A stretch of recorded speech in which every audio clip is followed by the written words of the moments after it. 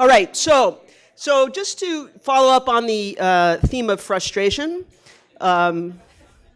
versus joy and abundance, it's hard to have these people, amazing people, tell their stories in such a short time. These folks have agreed to 5 minutes, so we all know that that's a joke. But I hope that what we find is that in the conversation, but you also realize that the conversation that we all have together is also important and as important. And so that I've told these people that I hope that their stories will continue to emerge in the context of our conversations. So know that it's a frustration and we'll roll with it. Okay, Marla, are you? Yes, I'm good. Okay. And they're going to speak from the podium until the conversation starts. Okay. Great, thanks. So don't sit down. So yeah, because people can't see when. Okay. Yes. Okay, yeah. Can we do that one? Yeah. One second, just so we're going to put up the link. What? Can I say a pre-thing while they're teching? Good, I can say my pre-thing. I just got notice of some nice news that is perfect to share in this room. That there is a new special issue of the Journal of Lesbian Studies, a Jewish special issue, and it's just come out. I literally just got the email, and I share it here for two primary reasons. One, the issue of collectivity. So many people in this room, or who are also in the book, or not here, were part of making that volume happen. And so a lot of people who maybe you never got my many emails, Alana and Irina and Rachel and Georgette, Claire was in it, and then especially Martha, Judith, and Evie.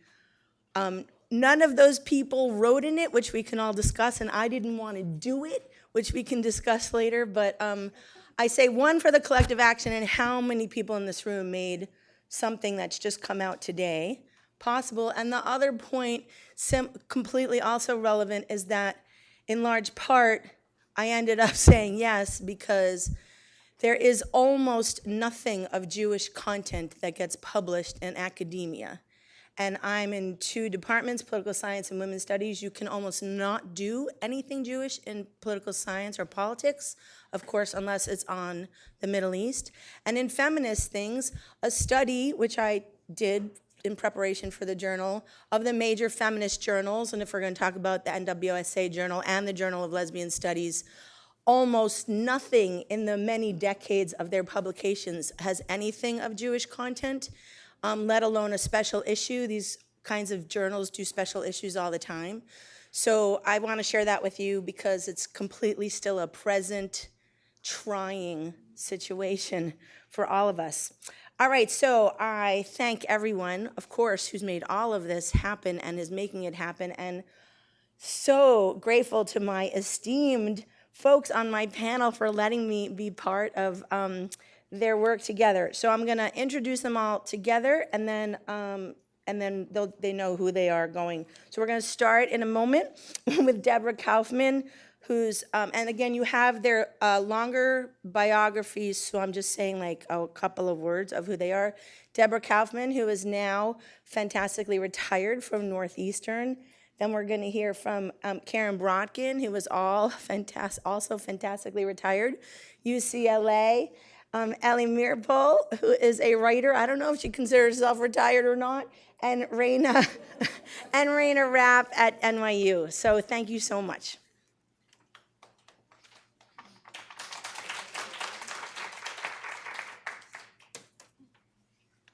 In 1959, I've just completed my first fresh person year at the University of Michigan.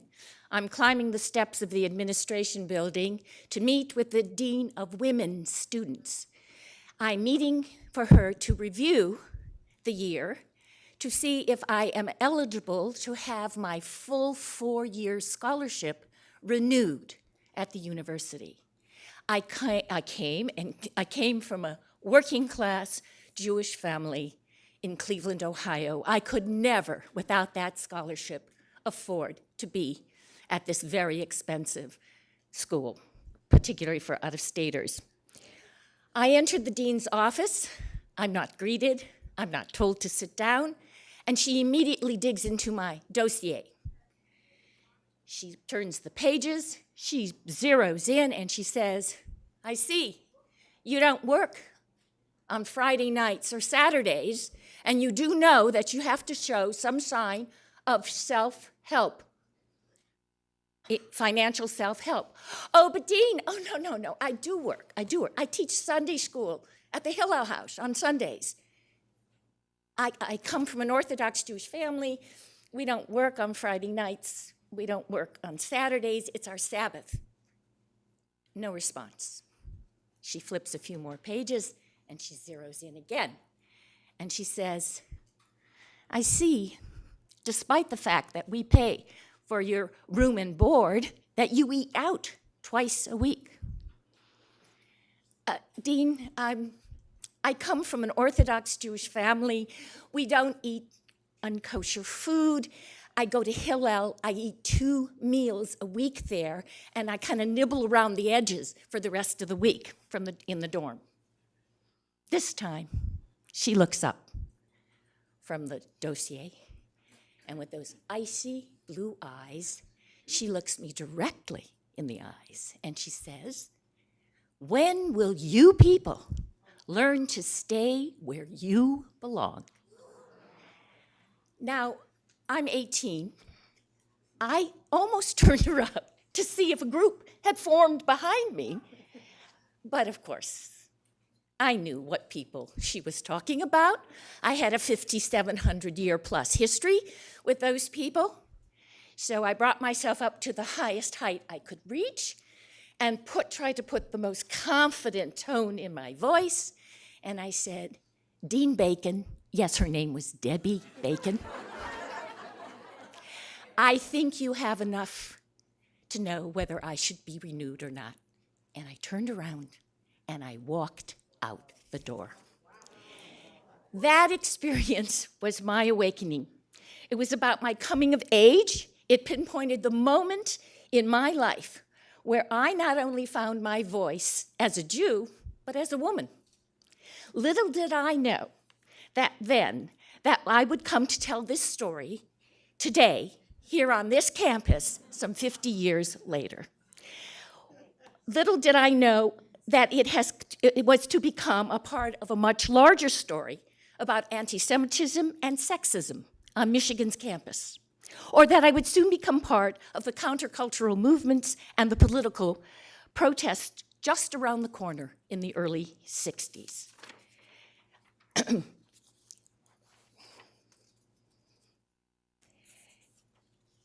Where challenges to authority would be accompanied by the slogan, never trust anyone over the age of 30. Little did I know that the quotas of Jews had just recently been lifted for both faculty and students, and that I was part of the earliest cohort. Little did I know that my letter to the administration about my experiences with the dean would join letters of protests from roommates I would make later as part of the cooperative movement living on this campus. In those letters, my roommates detailed the ways in which Dean Bacon had written to their parents that they were dating, as the dean put it, Negro boys. Nor did I know of the other letters of warning that Dean Bacon had written to non-Jewish parents that their daughters were dating Jewish men. Little did I know that these racist and anti-Semitic charges against the Dean of Women were deeply embedded in the growing protest against the doctrine of in parentis locus, most clearly seen in the policing of women's lives, private lives on campus, mandating that women had to return to their housing units by 10:30 on weekdays and by 12:30 on weekends. No such restriction existed for men. Little did I know how much I was about to learn about CORE and the civil rights movement, or that I was to become part of sit-ins around fair housing ordinances and later teach-ins.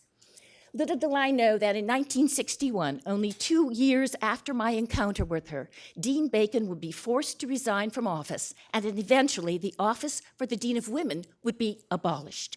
And not without some irony, little did I know that her resignation from office was aided and abetted, if not achieved in no small part, through the editorial efforts of one Tom Hayden, then the editor-in-chief of the Michigan Daily, his critique of the sexist nature of Imperantis Locus and the anti-Semitic and racist actions of the Dean of the Women.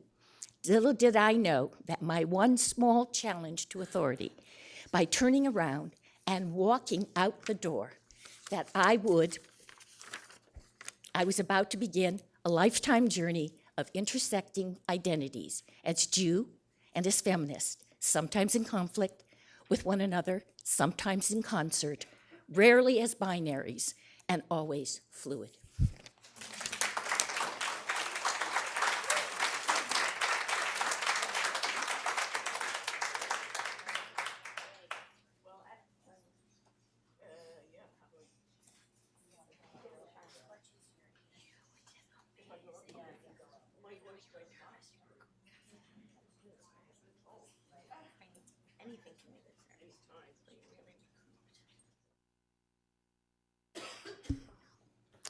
Okay, as Debbie has let us know, the unifying theme of this panel is thank you, Ann Arbor, for launching us as feminists.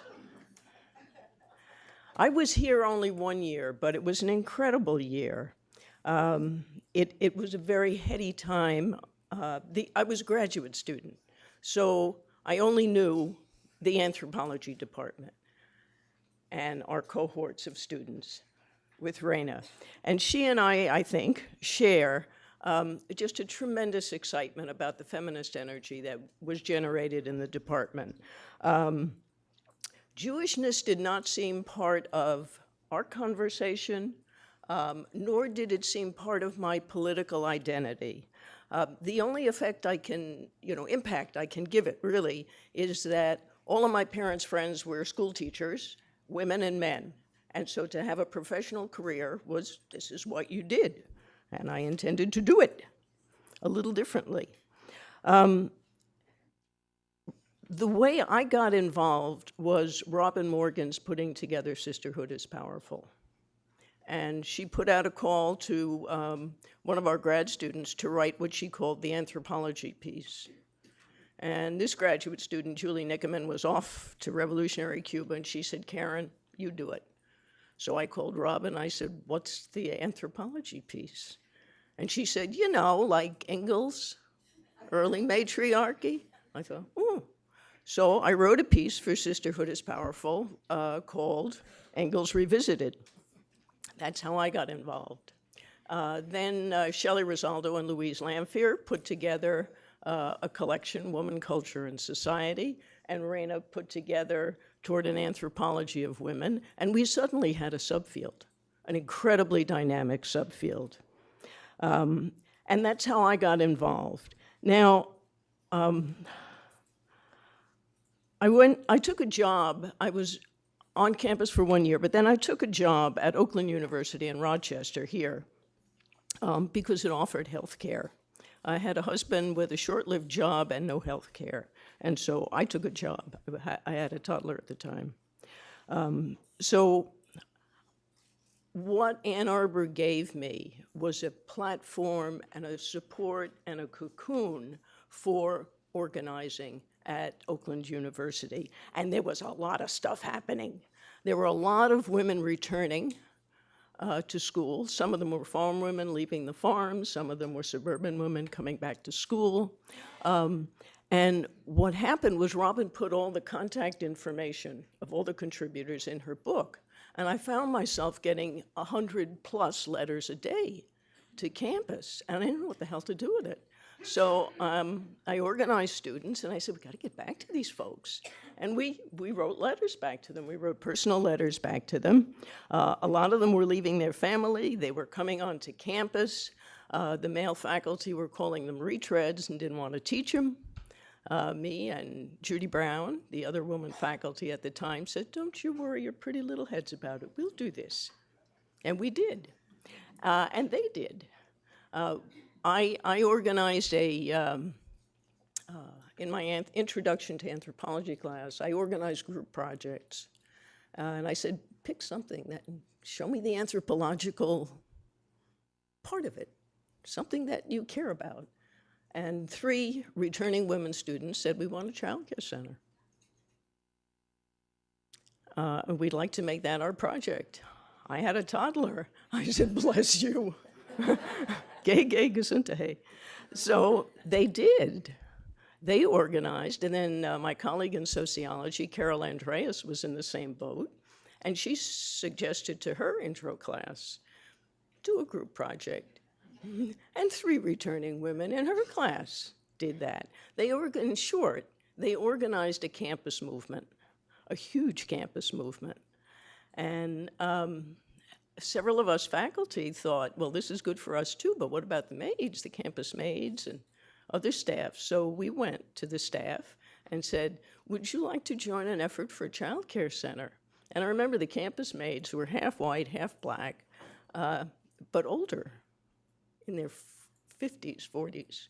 They said, you know, this is a little late for us, but if you want to help us, we want pay parity with the janitors. Well, that was a no-brainer. So we put that on the list. Oh, brother. Anyhow, the long and the short of it was that the president called a meeting to address our issues and said, you know, he'd like to very much, but he couldn't.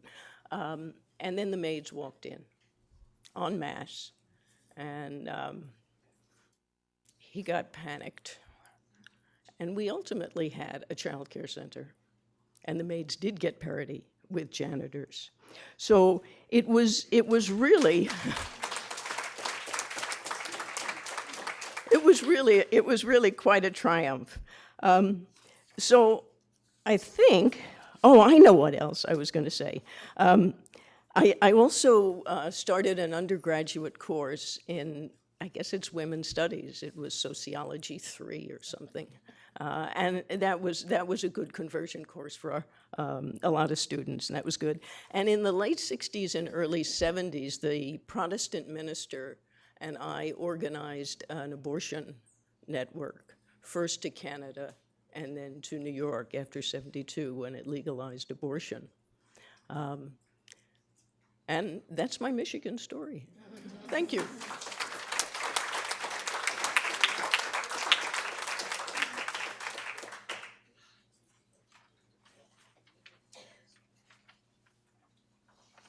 First of all, a huge thanks to Joyce for her eye-opening book and to Carla for this amazing work and all the people who worked on this conference to bring us together. It's really both a pleasure and an honor and an enormous responsibility to be here, and that's an amazing thing. So let me just say that starting my own timer here. I arrived in Ann Arbor as a freshman in the summer of 1964. I'm a red diaper baby, which means I came already with birth instructions for political activism.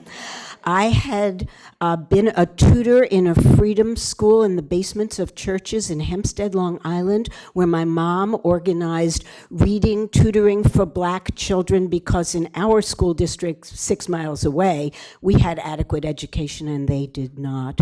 At the same time, I had spent the summer after I graduated high school with a best friend. We had saved all our babysitting money, and with the blessings of our ultra-liberal parents, had gone off to Paris to study French.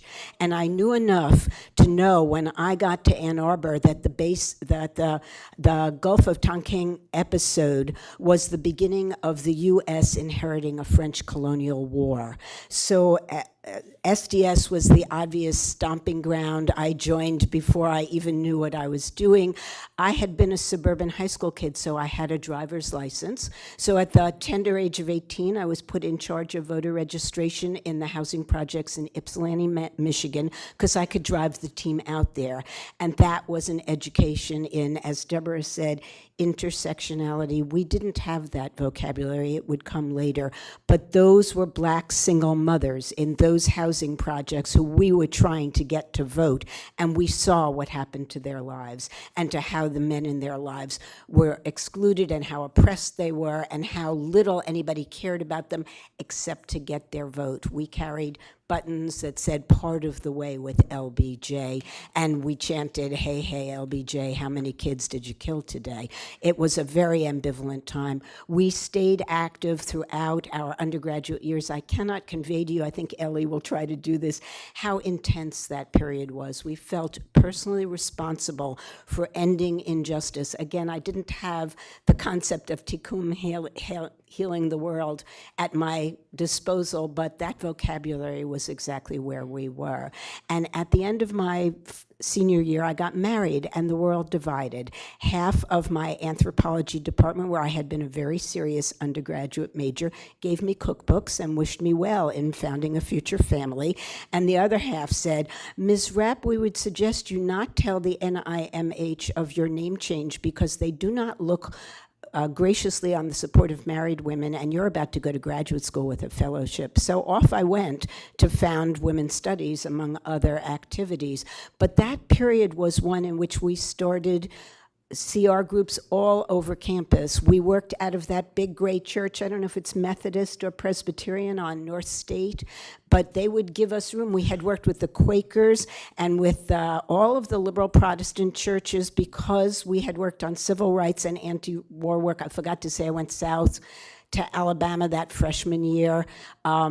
And we just were at Montgomery as the Selma Montgomery March got turned back and bloodied 3 times. And we were just there to bring the New York Times and other media to the effects of having white kids, not only black people, at those terrible, terrible intersections. So, you know, this was all of one piece and its intensity. And the CR groups were the first time we understood that that sense of oppression was not just about all the other people whose causes we allied with, but was also about what was happening to us. We didn't want our mothers' lives, whatever that meant. And we were not particularly pro-mother. That's part of it. I mean, everybody's talking about having these toddlers. I remember somebody saying to me, look, Rayna, you can either be somebody or be somebody's mother. And I remember the first person who said to me, look, I have a kid. I'll come to the demonstration, but only if you'll come and do the babysitting, which I did, and I learned something from it. So the CR groups that were organized every Wednesday, we had organization to think about your lives, your body, yourselves. I remember going to Windsor, Canada to pick up the newsprint edition of Obos because the Comstock laws were still in effect, and it was pornography to talk about women's bodies. So we marched around with speculum. We taught one another how to look at our own cervixes. It was an important moment of self-help. And in the process, we founded Women's Studies, making it the 2nd or 3rd program in the country. And in that process, the vision was utopian. All those janitors, all those kitchen workers, all those secretaries, we wanted them in the classrooms. What we then got was something quite different, and we didn't think of ourselves very much in terms of being Jewish per se. Reading Joyce's book and thinking about this conference, I now understand, and especially when Marla organized us for a telephone roundtable before this, and I'll finish with this point. I understood that we were Jewish in the sense of sharing a tremendous sense of having been silenced, of having felt marginalized, of knowing violence could erupt irrationally and viciously and murderously at any turn of the corner. Anybody could be hit by it. And we learned to identify with others who had had those experiences before we all brought it home here in Ann Arbor. And it's really not just the story of what happened here, and women's studies certainly, but what we then did with what we learned here that we took with us on the rest of our lives. So thank you all for being here and for organizing.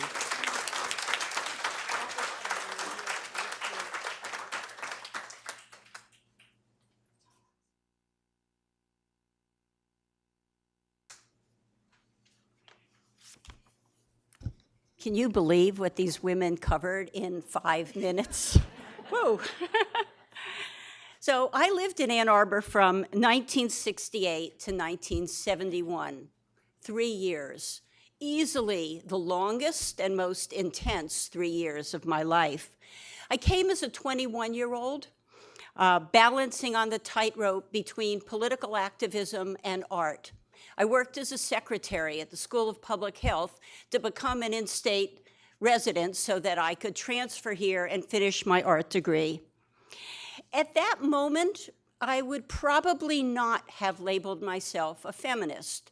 That term was not used in my circle, but my parents shared household tasks, and my mom got her PhD in her 50s, so I suspect I was a feminist, even though I didn't know it yet. My parents were secular Jews, the children of Eastern Europeans who immigrated ahead of the pogroms.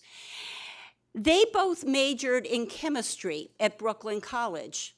If you were a science person in the 1940s and you wanted a job, you went to Washington, D.C., because the federal government was pretty much the only place that hired Jews in the sciences. I moved to Ann Arbor to live with my boyfriend, Robbie. My first night in this city, in the communal house where he lived with other SDS members, he told me his secret, the words he had never in his life spoken aloud to anybody. He told me he was the younger son of Ethel and Julius Rosenberg. Learning about that case over the next 5 decades as archival material became available has certainly profoundly influenced my sense of being a Jew. The rulers murdered Robbie's parents the same way other rulers murdered our families in Europe, and they could come for us. But in 1968, my first job was ending the war in Vietnam. And as Rayna said, we each felt really personally responsible for doing that. But things were changing. Women in SDS started organizing around sexism within our organization. We were smart, we were thoughtful, we were the coffee makers and the note takers. I don't remember exactly what those conversations were like. We knew we weren't part of the Betty Friedan type liberal women's movement, but we didn't yet know how our new sisterhood meshed with our anti-war, anti-racist, and class politics. We hadn't figured that out. I don't remember feeling like my Jewish background had a lot to do with my feminism, but I do remember looking around a room one day, a women's group, and realizing that the women I loved and admired most in my life were Jewish. I thought. Women's liberation in those days was trying to balance educating ourselves and others. Rayna mentioned the consciousness-raising groups. We had the delight of being in a group here in Ann Arbor with several women who should have been here today but aren't. Gail Rubin, Beth Schneider, Marilyn Young. But we were trying to balance the consciousness-raising with the need to make real differences in women's lives. So we did rape prevention, child care, abortion counseling and referral. We talked about the limits of the nuclear family, how to make ourselves different so that we could live more in tune with our beliefs. We tried to figure out how our feminism meshed with our socialism, and that was a really big thing for those of us who came from the New Left. 2 events I want to just briefly mention from those years that have stayed with me for 50 years. One was a march in Detroit at the morgue. I think it was organized by WITCH, Women's International Terrorist Conspiracy from Hell. We dressed in black, we carried coat hangers, and we didn't say a word. We keened, we howled. It was just, well. The second was the BAM strike. Students of color, it was a black action movement. Students of color were tired of waiting for enrollment to reflect their percentage of the population. It was a huge strike in the winter into the spring of 1970. I had the privilege of being women's liberation's delegate to the steering committee. And it was very, very intense, and we talked about all those things we are still talking about with the Women's March and with other things, those same things. I just want to end with, it's interesting that this panel is called The Core and the Periphery, or the Periphery and the Core, because feminism in Ann Arbor might have been in the periphery, but we felt like we were in the center of it all. We read all those books and articles. We were women warriors, and we were doing it right here. I'll just end by saying that when my older daughter was born, the year after I left Ann Arbor, Rayna wrote me a letter. I'm embarrassing you, in which she said, "Does your daughter know that her mother is her sister?" Thank you.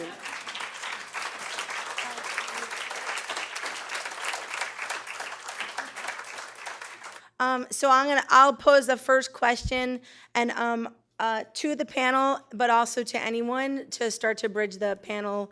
You folks, not really a divide, but sort of a divide, and after me, we'll just keep passing it. So, and I, again, hearing your stories, I don't know if part of it is that a lot of you had roots in sort of more like SDS or the New Left, white, heavily Jewish versions.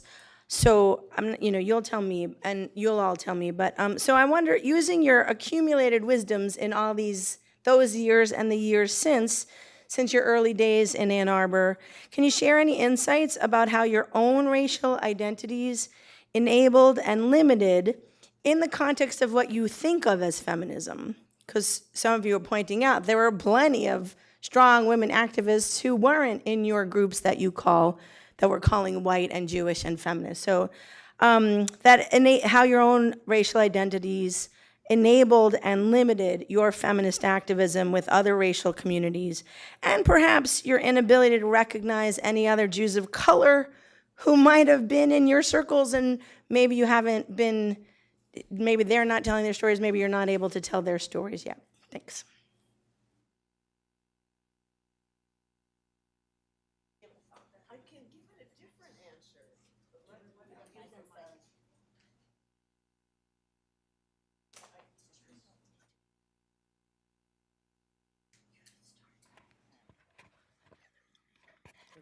Okay, I can give it a different sort of answer. In those years, I was quite straight, married to a man. I've since come out as a lesbian. Oh, talk into the mic. That will work. Okay. In those years, I was absolutely blind to lesbian sexuality, or about as close to blind as one could be. And I was married to a man, and I've subsequently come out. So that would be a big blind spot. I thought, well, that's a personal kind of deal. That's not political. I have since learned otherwise.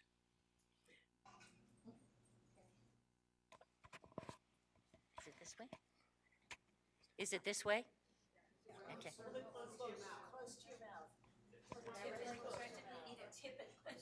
And then I'm going to eat it, right? Oh. I have to. Okay. I'm not exactly sure whether this answers your question, but I do want to say that I think, both because I'm older, that my experience at Michigan really reinforced what I think I already had within me. So when I married, I was here from 1959 to 1963, and then I married, and I did stay on as a I did not stay on as a graduate student. I stayed on and worked at the IL&R school, and so I took all of my, and I was very active in so many of the groups that we're talking about that and had participated in sit-ins and teach-ins, and what I took with me was this understanding somehow that maybe now I could take it into the institution and see what I could do within the institution. And that was, didn't work out as well as I had thought. And then we left, and I would have gone anywhere. My husband took a job at Cornell. I went to Cornell. And it was at Cornell where I understood, as many of the universities around talk about, that it was the first women's studies program, right? Every university claims they were the first.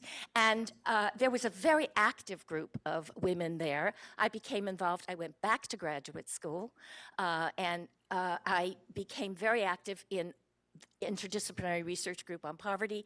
My own origins as a working class Jewish woman made a big difference in where and how I looked at feminism. And I thought that the best thing to do was to take it back into the institutions, back into my own work. I became active in women's studies, and then when I took my first job after completing my PhD, I helped to found the first women's studies program at SUNY Albany. And then I went to Northeastern, and I established the women's studies program there. And as I did that, it wasn't just in scholarship, transforming scholarship, but the numbers of young people, young women especially, whom I felt were given this opportunity that they would not have had in the years that I had been at Michigan, where I had not one woman teacher. So I think that, as you were pointing out, Rayna, this was the little cocoon. This was the space where we kind of recognized who we were, and then we each may have taken them in very different directions.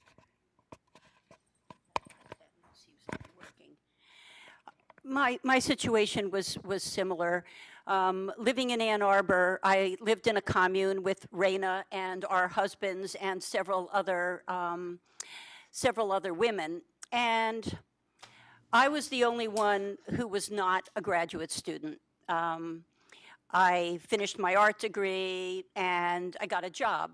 And I was living in this household with 6 graduate students, and I had to get out of Dodge. So I had been involved that last year with a group called PAR, People Against Racism. And one of the things I decided was that I had to leave Ann Arbor, had to leave a university town. 4 of us actually moved to Springfield, Massachusetts, a pretty industrial, kind of down and out city, to do organizing there, feeling that that was the next step for us. I just want to say of PAR that, again, talking about fluid intersectionality, after Black Power and no more white people in SNCC, we worked with this group called PAR, mostly in Detroit. And I remember a summer of going into churches in the suburbs of Detroit to try to stop white women from getting armed because the race riots had been happening, right? And we considered it our job to disarm the women. So the question of who are your allies, and there wasn't any clear sense of unity among women. We struggled over that. Was it a class question? I totally take your point about what it meant to come from a working class family to this campus at that time. Really important to talk about. It was a hard moment to get that straight. And some of what's happened in this conference, the way it's been framed is radical feminism versus liberal feminism, but actually there was a third alternative that Ellie started to mention, which is we thought of ourselves as socialist feminists or Marxist feminists. We didn't even know what that meant exactly, but we knew it meant that we had to confront class and to some extent race, and we didn't ever get it right. I'm not arguing that at all, but we understood that it was our obligation to really make bridges to understand experiences other than our own. So when the discussion about privilege happened in the earlier session, we were absolutely keyed into that. It's not that we knew how to solve it, but we understood that that tension about the universality of our experience just would not do. The answer was not going to be that patriarchy explained everything, or even that capitalism explained everything. We were going to have to find, as Rozpachevsky would later say, a way to live uncomfortably on the life raft of the hyphen. And the hyphen was socialist feminism for us, so. There's another hyphen, obviously, and that's the feminist Jew. I don't need. Oh, okay. I said there's another hyphen, and that was the feminist Jewish aspect. And what I think is so brilliant about all of this, and Joyce, once again, we owe this to you especially, is how you've opened up the categories. It's not just the fluidity, but you've opened up the categories, and you're allowing us to give you the experiences that make up the stories that help us to keep changing those categories and adjusting them. Not Thank just you. historically, by the So way. Carla has given me permission to ask another question to allow the panelists a little more time to share from their experiences, because they were so good to being really brief in their opening remarks. Thank you, great folks. So another question, a question I framed at a panel some of us participated in at the Jewish Studies Conference in December, which has, of course, been long on my mind and really heightened since Joyce's work. So again, the background is many of you worked in multiracial coalitions on multiracial issues. And yet there's also then, of course, a critique of your founding moment of feminism as not just white, but problematically white, as a racist, exclusionary white women's movement. And now we're also saying in that white women's movement, Jewish women were predominant. Do you have ways to make sense, look back, think of, take responsibility, do whatever you want to do? How do we make sense of the growing divisions, the legit critique of that moment in what then came to be called, came to be called by outsiders as feminism, and they partly made it white, but also then how do you perhaps, maybe you're still nervous, but take joy in so much new understanding of Jewishness and place that in the context of the critique of the whiteness? I know, you don't have to have answers, but I keep asking so many people, and I couldn't wait to ask you. It's a great question. I wish we had a little more time to think about how to answer it. But as I remind you, you're going to get to talk for another at least day, so this isn't your last chance to share on this. Right.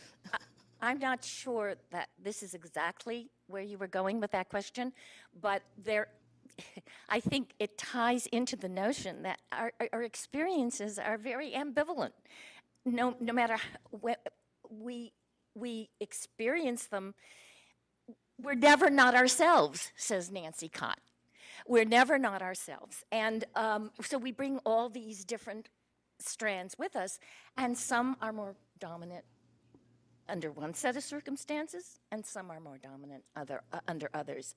There's always ambivalence, and there's always conflict, and the only thing you can do is to ride it out and to say, I'm staying.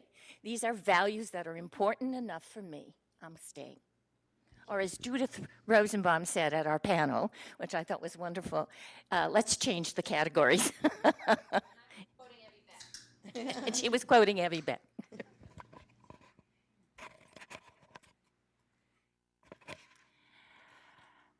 I'll just add that last weekend, as part of International Women's Day, I had the opportunity to be at a program that Code Pink sponsored, which was really focused on the Women's March and all of the controversy around anti-Semitism in the march. And after looking at a short segment from the Sundance interview on Democracy Now!, we had a panel of local people, including an African-American Muslim woman who is an attorney and very, very articulate, who had just challenged, not beaten, but challenged a local entrenched white man who has been in office for decades. Somebody from Jewish Voice for Peace, and others. And the main thing that came out of this conversation was the necessity of active listening, and of the love that was mentioned in the earlier panel, that we certainly do not have the answers to these questions. All we have are a few time-tested strategies of listening to each other, of questioning our own selves as we listen, and of trying to work together and not to trash each other. Trashing is what we did 50 years ago. We have tried very hard to move beyond that as a way to be together. I don't have an answer to your question. It's just what we're working on. So does this, can you hear me with this? No. No, okay, let's try this one. Okay, so I hate to start by quoting a male from Minnesota, but there's no success like failure, and failure is no success at all. We keep learning, and it's been a hard road, and it's an open road, you know, make the road as you go, and here we still are. Marilyn Young, who should have been here but alas died 2 years ago, and was a major, major presence on this campus as a historian of U.S. foreign policy and the residential college. She was incredibly important. I wrote my dissertation in her house. She was part of that early women's group that Ellie mentioned. Marilyn's dying and death brought together a group of her friends, mostly my age and older, and for the first time I'm back in what I would call a CR group about mindful aging, or about our politics as we grow older, or wherever we are, we're trying. And we were just wrestling with the Women's March, and which branch, and where, and understanding, as somebody in that group said, anti-Semitism is a long-standing problem, and it will not be solved on the back of one feminist march. So my group went to both. We showed up at the earlier one to show solidarity despite the imperfection with leadership by women of color, and then we went on to what in New York had always been the march, which was the Upper West Side March, and both were full of plenty of women from, you know, a rainbow of backgrounds. It wasn't as though one was white and one was of color. And I think that ongoing sense that it's a struggle, we're never out of it. You know, sometimes you embrace it joyfully, and other times it's a cold, shitty morning and you don't want to be there. But as somebody said earlier, just do it, you know. Yes, we were frightened. Yes, we were annoyed, but you just keep going. Karen, want to speak to that? Not particularly. I think Rayna put it beautifully. Thank you. So I don't know if the panelists have questions for the audience, and I want to open it up. Here's a mic for you folks to ask questions. That's my briefcase.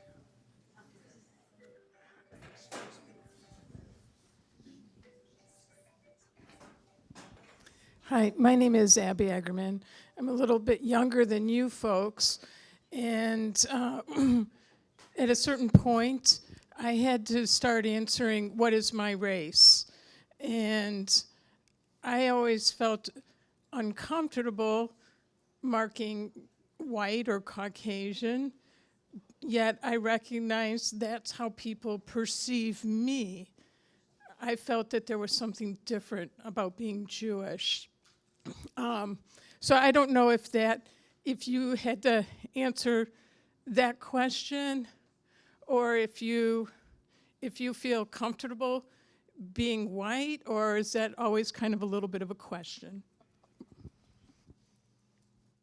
This is, well, we just, I should really, I heard the I only heard. Tell them about your book. Use the microphone. But I didn't hear what you said. I was busy hanging up a phone. Am I comfortable being Or white? is that a kind of a question for you?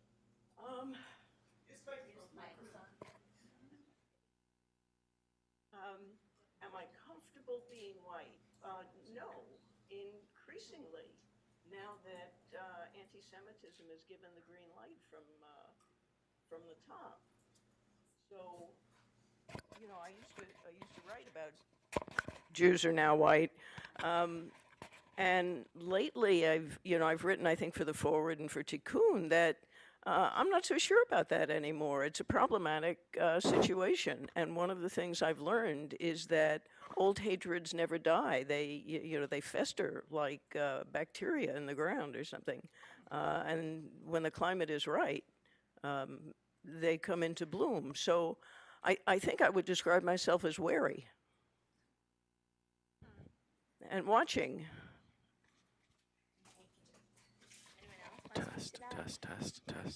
And very aware that privilege can be taken away. I'll just add a story here. So my husband was orphaned at the age of 6. He was adopted by Anne and Abel Meeropol. Abel Meeropol was a songwriter, and he wrote Strange Fruit, the Billie Holiday signature song. So he was included as a white Jew from the Bronx, a school teacher. He was included in many anthologies of noted African-American poets and writers because of what he wrote. So in our family, whenever a question like this comes up, we say, well, Abel was African-American. What does that make us? It's fluid. Anybody? Yeah, I just want to, in response to that, mention for people in case anybody, I'm sorry, Martha Acklesberg, in case people are not aware of a really important work by Eric Ward called Skin in the Game, Anti-Semitism and the Roots of White Nationalism. I think the question is not so much whether we're comfortable being white, or whether we're identified as being white, but what he argues is that anti-Semitism is a profoundly long-standing and really important force in the United States, and that it is one of the major supports for white nationalism. And unless and until we in the Jewish community understand that and are willing to talk with our allies in other progressive groups, we're not going to get anywhere. Because as he pointed out, and I thought this was really important, for many of us Jews over the course of many decades, we didn't want to talk about anti-Semitism. That's obviously not true for everybody in this room, but it was true for many of us. And he said, you know, if you haven't been talking about anti-Semitism, how do you expect people on the left to have learned anything about it? We're certainly not taught about it in school. So I think that's, for me, that's one of the questions going forward in the future. And it's absolutely critical to a lot of the stuff that's roiling around in the culture right now.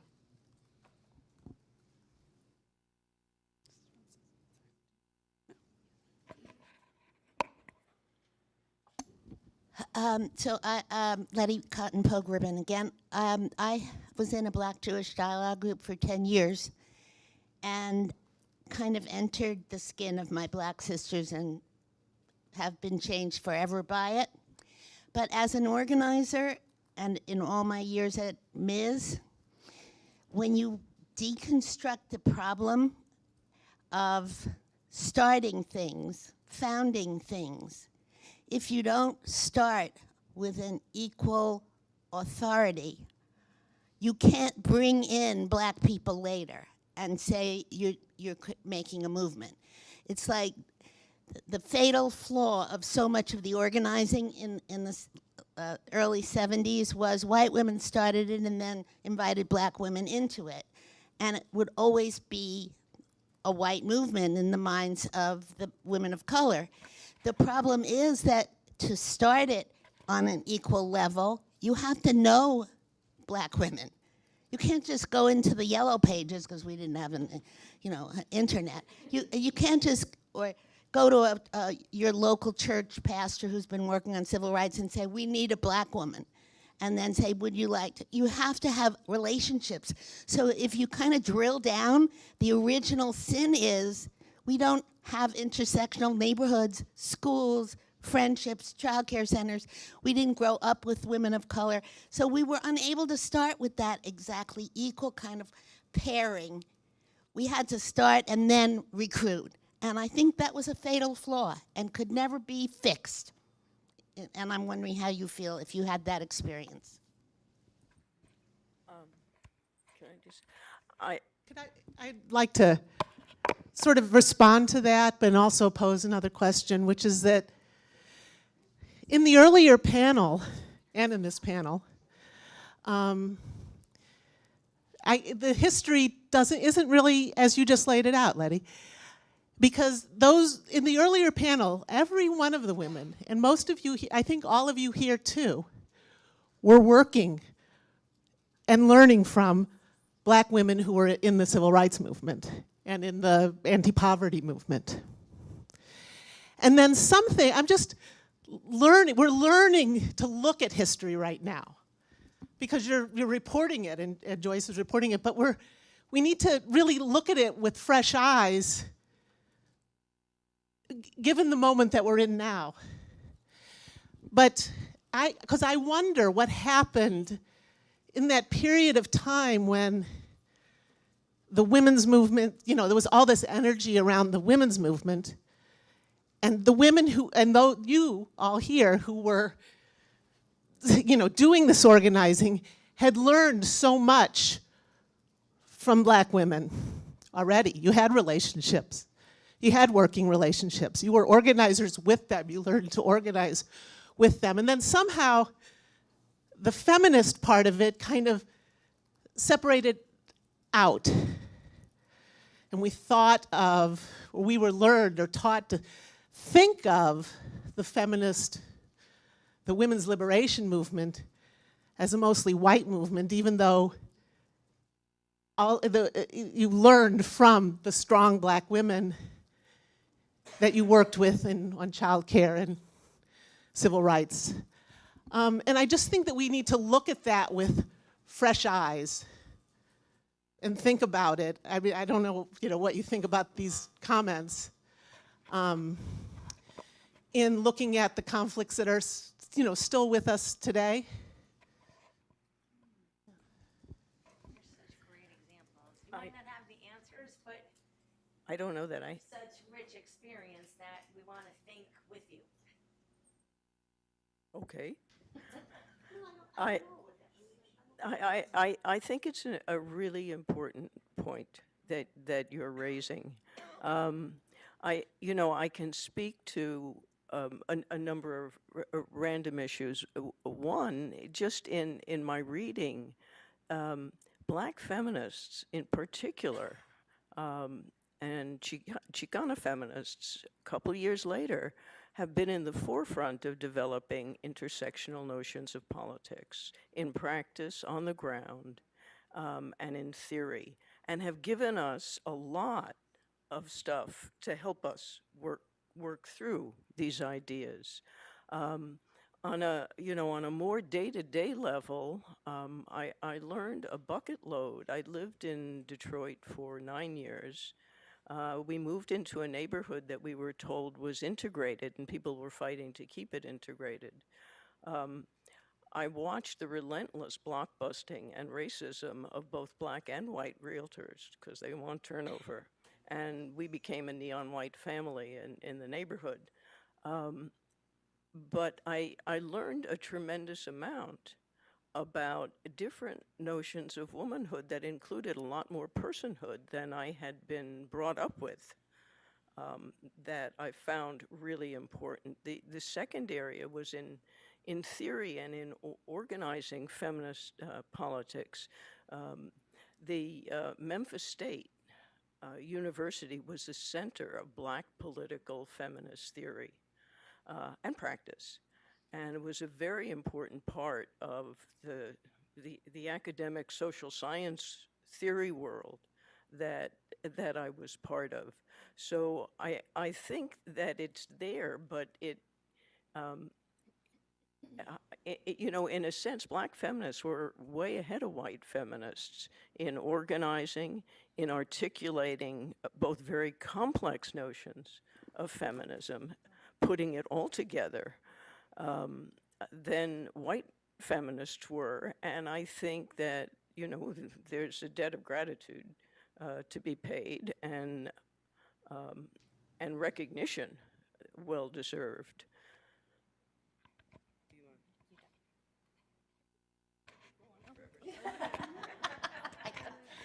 I just wanted to say, I think that sums it up well. I promised myself I would not be academic today at all. I would not bring in theory.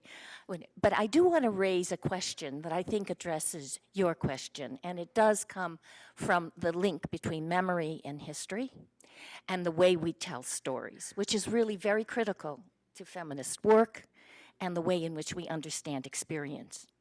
So I think one issue that we haven't talked about is this, what we would call linearity. When we tell our stories, it sort of starts here, goes here, and then here. And then when we look back, we make sure that that's the way, in fact, it happened. But it's not. And I think maybe in some ways that's what you're asking us about. That is, was there more interaction than we're allowing in our stories? And of course there was. Of course there was. And some of us had very different experiences. Some of us immersed ourselves in communities, lived in communities where there blacks, Hispanics, not so much Hispanics in the Northeast, but and at Cornell, I know you don't think so, but there really was a black population. There was a white working class population, what we called the urban women who lived around Ithaca, and we formed a group that was quite large. It was an interdisciplinary research group on poverty, and it covered a whole slew of people and a slew of problems, and we did learn from one another. And that was, so I don't know how much of that we remember, or I don't know how much of that we took note of at the time when we were telling, now when we're telling our stories. And I want to just add one thing. In my own experience, I grew up in a black, Jewish, Catholic neighborhood. I learned to dance, I learned to sing from the black community. And an Orthodox Jewish kid, but I loved to dance and I loved to sing, and in school, in high school, that's where we would meet in the gym and we would share. Later, after I graduated and went to the University of Michigan, I didn't meet that many blacks on this campus, but I never forgot my roots, and I never forgot a lot of the insights that came from those experiences that did inform how I understood anti-Semitism, how I understood feminism. I think this one works. I think this one might work too. If it's red, it's not working. Okay, thanks. There isn't so much that I need to add, except I want to say that those two questions together are very productive because of what Debbie just said about the difference between history and memory and linearity. We need to recognize the complexity of those earlier moments, and also I would say the moment of Black Power, which was enormously important, and in no way would I ever speak against it, nonetheless meant that we were the last generation that easily and fluently had already lived inside of an integrated movement, and it would take a while again before people could recognize, I would say, to go with Karen, the leadership of women of color who had been doing all this community organizing. I mean, where would we be in the midterm elections to be very, very present without the work of those women, right? They were absolutely the leadership of whatever we think about electoral politics at the moment in the present struggle. So there, we lose it, we forget it, we remember it. It turns out to be much more marginalized, and not everybody had that same experience. If you had come in 5-10 years later, you never would have been in a civil rights group that believed in the beloved community in which Abel Meeropol could be a Black poet, right? I mean, that was an honorary an honorific that was bestowed because of his activism.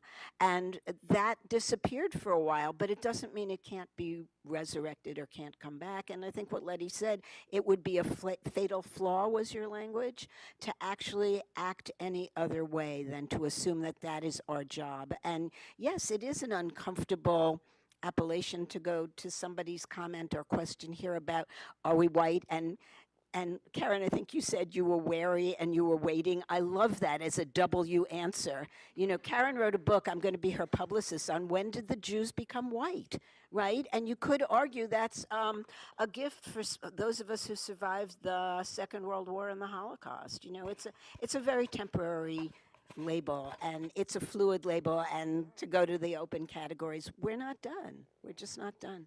I'll say we're not done. About 4 days before I came here, I got an email from somebody named John, Jon. You think you're white now? You ain't white. Jews been marrying white folks, but you ain't white. I get some of those. That was the most recent. Here. Hi. I'll just mention a film, if I can, that will be out pretty soon. In 1960, Glen Echo Amusement Park at the edge of Washington, D.C., sort of between D.C. and Maryland suburbs, was segregated. And a group of students from Howard University decided to integrate it. And they asked for help from the community that bordered it on the Maryland side, which was called Bannockburn, and which was a sort of intentional community, mostly Jewish. And there was this period, this summer of 1960, when the black students from Howard and the white Jews from Bannockburn, many of whom had tattoos on their arms, were working together. It fell apart, as many things do, but the amusement park was integrated, and it was a moment that a filmmaker named Alana Trackman, I think is her name, is making a film about, so look for it. I'm sorry. No, it's okay. A few of you mentioned, I'm Alana. A few of you mentioned the city of Detroit. I was really struck by the story that you told about going into the suburban communities and trying to organize white women who are arming themselves. And so I'm wondering if anyone can speak a little more to what was happening in Detroit at the time and how that impacted the consciousness of women in Ann Arbor. I think I'll just say that the gap today is really quite enormous, like both between the Ann Arbor Jewish community, the Detroit Jewish community, and between the Ann Arbor Jewish community and the city of Detroit, and between the suburban Jewish community and the city of Detroit. So I'm wondering if anything from your experiences could help us, for those of us who are working on that divide today. One random thought. I moved with my family from Ann Arbor to Detroit 3 weeks after the uprising in Detroit. And it was a dicey time, and we were conspicuous. My experience, though, living in Detroit, teaching in a suburban university to the north and being a sometime graduate student out to Ann Arbor, was really quite striking. As far as I knew, it took me 45 to 50 minutes to get to school in Rochester, and it took me about an hour to get to Ann Arbor. But it took my friends in Rochester about 6 or 7 hours to get to Detroit, and that was much too far to come. And likewise, my friends in Ann Arbor found it was, oh my God, that's so far away. So, I mean, there's a spatial dimension to insularity, self-segregation, discomfort.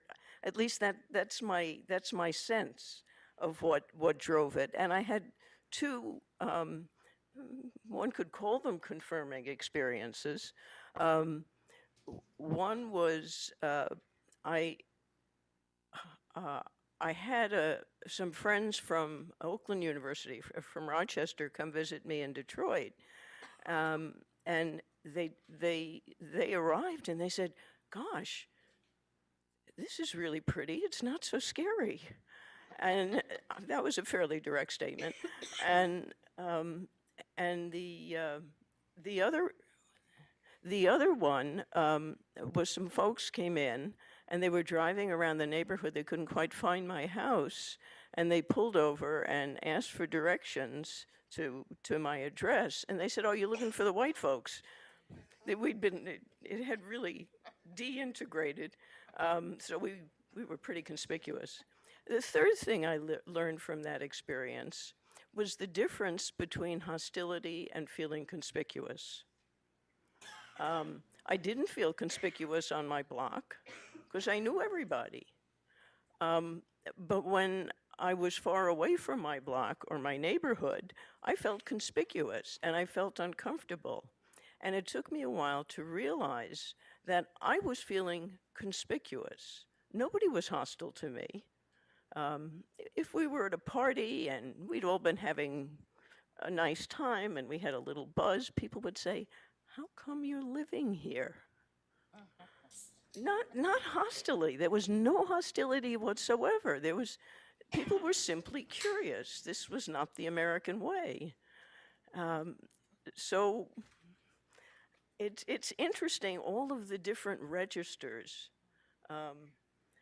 of separation and different levels of separation. What I experienced was interest in coming together and a lack of a repertoire of analyzing one's emotions and feelings in relationship to it. I mean, there were a couple of parties I had where I had folks from school and had folks from the neighborhood, and it was always the same pattern. Most of the white folks would leave early. They had further to go. Some of the white folks would hang around, and the party would go on until all hours of the night, and they got comfortable with each other, and they were having a damn fine time. It's a really complicated kind of thing when you get to the interpersonal dynamics of it. No answers here, just thoughts. Karen, I want to share. I just remembered this story just this moment, and I'm going to share it with you because it's the other end. It's the other side of your question, and that is the university's relationship to Detroit. I have not been on this campus in 50 years, so you understand this is very emotional for me. What I remember, as I mentioned that I had worked at the Survey Research Center, and in those days, Detroit was the test population, right? I used to think the test population, whatever research went on, it was Detroit that you went to, right, to get the data. So it was the major research area. Now, what I didn't mention is that I was in a special program in sociology here, and in your senior year, you could write your master's thesis if you joined the Detroit area study, which was a year study.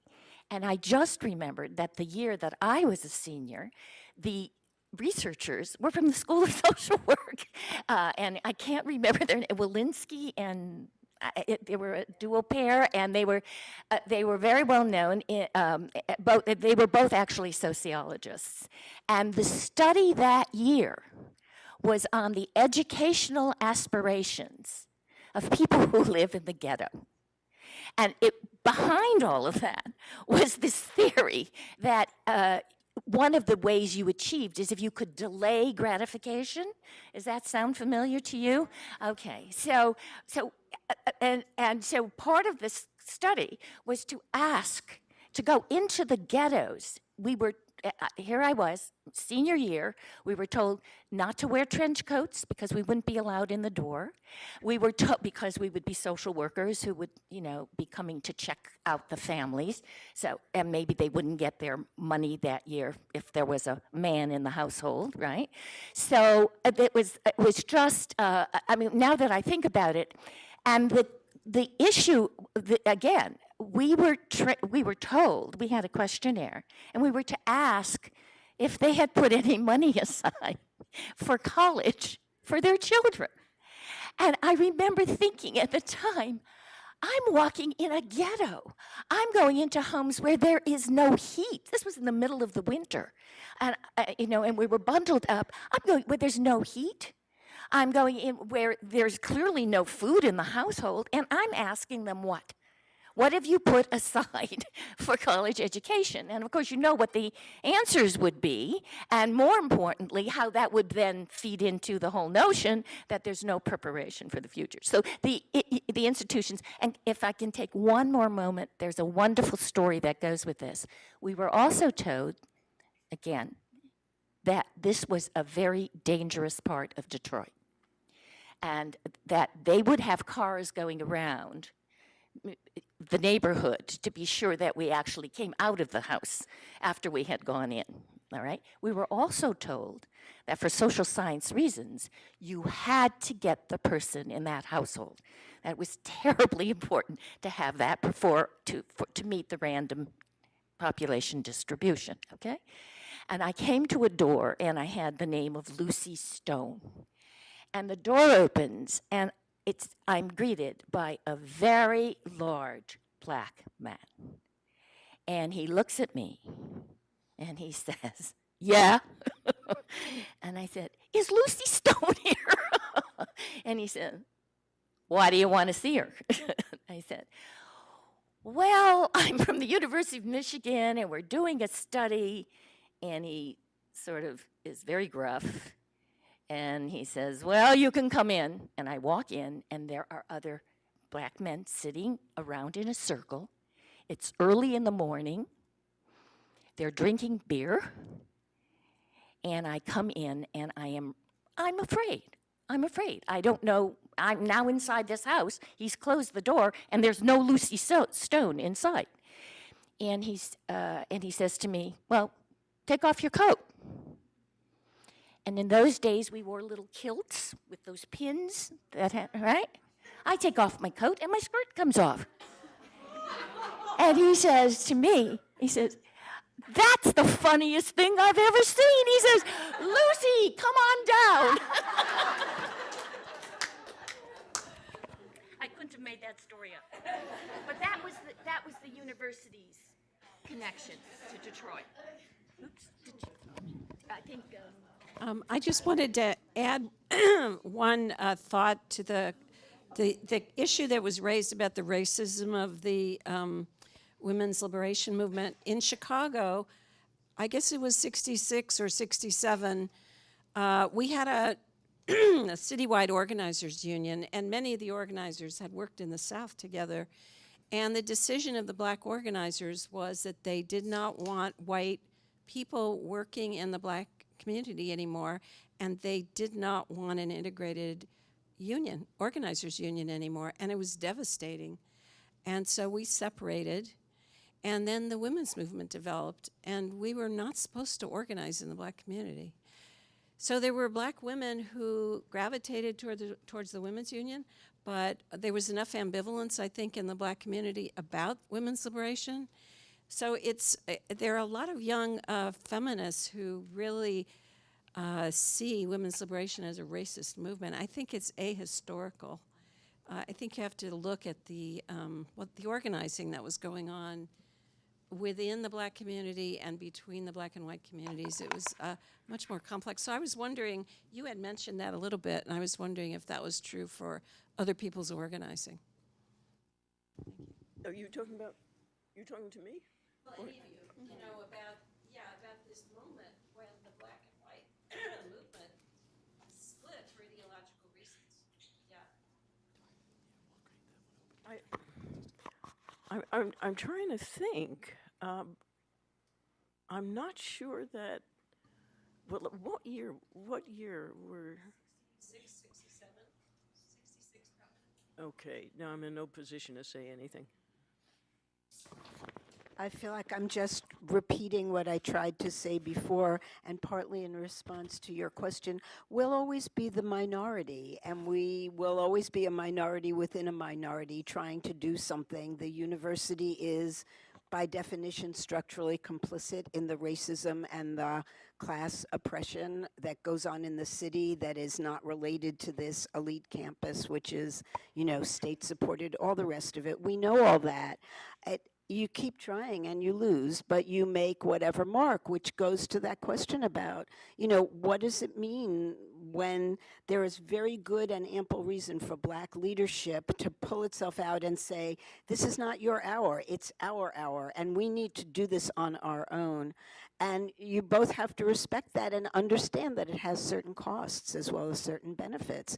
And so those costs are part of us trying to retrieve these memories, and also to say, you're going to keep struggling with that one. It's not going to end now, but it's a worthwhile struggle, and you have no choice really but to keep going given what you do for a living. So good luck. You know. There is a book, Winnie Bryness has written a book called Black White. I'm not getting the right title though. It's Black White Women in the Movement. No, that was her first book, White, Young, Miserable. Yeah, all right. No, but this one is about the black-white experience, but she limits it to Boston. So I think that may not give you the full. It's Winnie Bryness, Breines. She's a dear friend and colleague of mine. I recommend the book. Certainly one more question, I think. The trouble between us, thank you. The trouble between us. Hi, I'm Miriam. I'm a student at the University of Michigan. I wanted to go back to actually the first question, which I was really hoping for an answer to the second part of the first question, which was sort of as you were doing this work, and sort of come up again and again in the conversation, sort of this erasure of Jewish women of color. So I was wondering if you could talk more about what you're doing in your lives now to learn from and, you know, properly be in relationship with the organizing that Jewish women of color are doing. And yeah, if you could talk about that a little bit.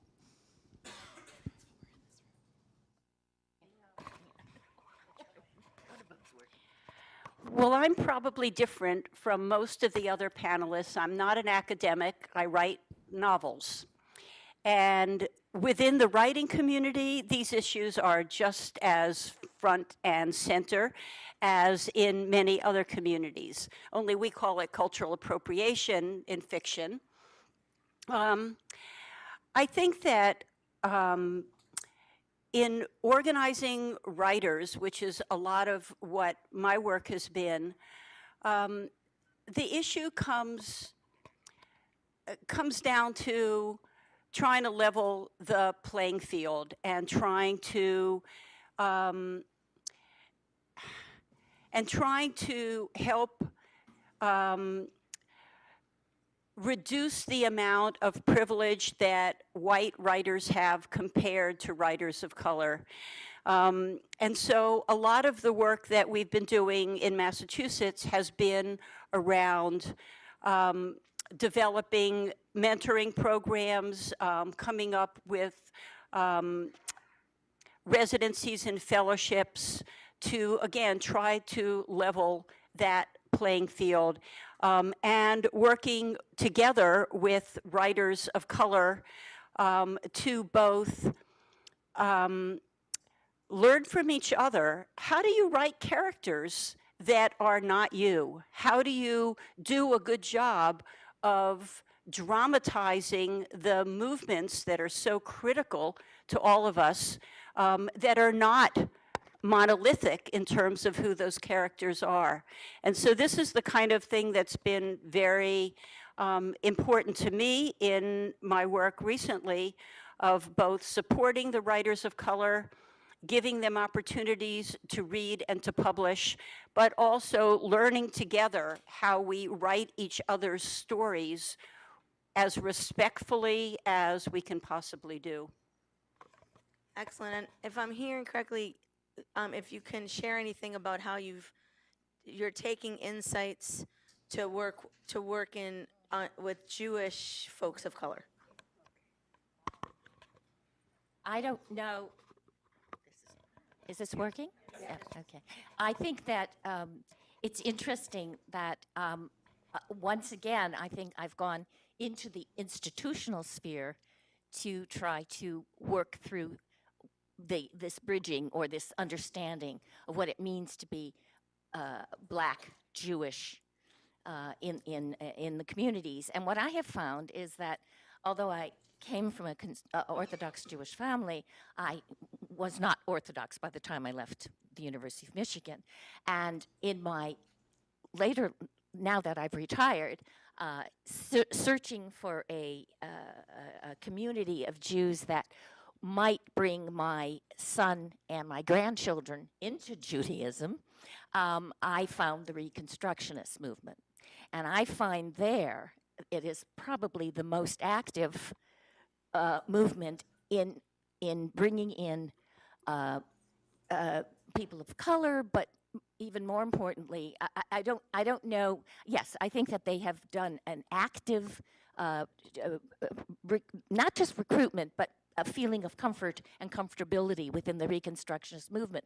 And I'll end by saying that I found a community, a temple, Hillel B'nai Torah, in West Roxbury in Massachusetts, and I have to say that my children did not decided not to join the temple, but my husband and I did. And I have to say that we are in the minority. We are really one of the few white, straight couples in the temple.